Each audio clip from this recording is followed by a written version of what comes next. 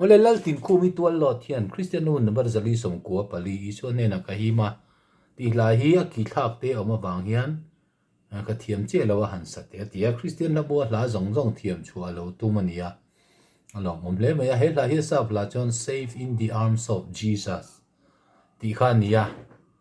chang khat le thu non hi han sai la a chia mai o me a ki dik ta hi ji ania not khat le chan ve in han mia mila e in kan samai don nia ka ri tang ve dewa min lo re thiam ram don nia i suat ne na kai ma ma ngai om nghe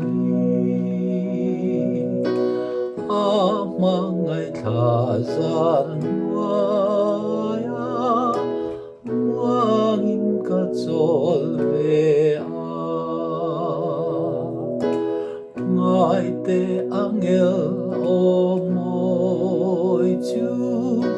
pui pui ram nuam chung alo thang zel moi ta kin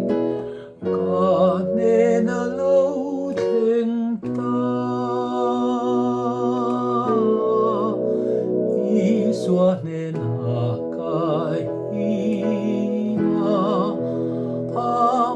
ngai om nghe ngai tha zar ya muangin ka chol ve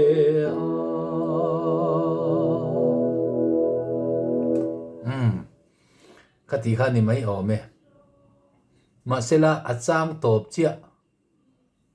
alo thang se moi ta kin ka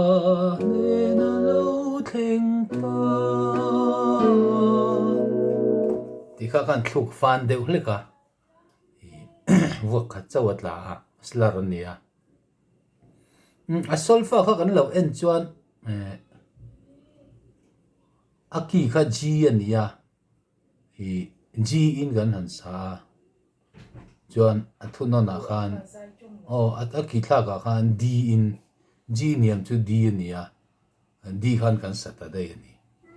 ti chuan athuno na hian ji a bok khan a lut le ta ni ki nga ya khan adi khan a hriat thiam thei mai o mai tu to phut meng